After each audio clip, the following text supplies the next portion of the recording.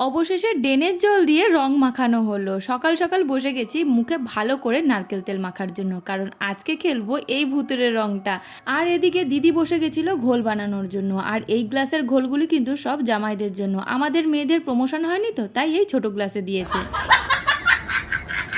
বাইরে এসেই দেখছি আমার বরটাকে চারিদিক দিয়ে সবাই ছেঁকে ধরেছে।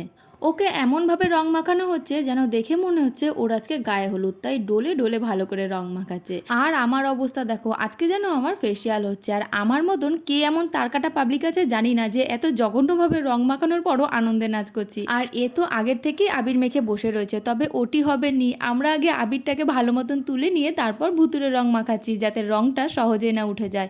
আর এর অবস্থা করুন, দেখো কেউ তাকে রং মাখাচ্ছে না বলে নিজে নিজেই আবির মাখছে। একে জাপটে পিষ্টে ভালো মতন ধরে মুখের আবিরগুলি আগে থেকে তুলে নিচ্ছিলাম। আর এইখানে দেখো শুরু হয়ে গেছে আসল কাজ, ড্রেনে জল মিশিয়ে এবার ওকে রং মাখানো হবে।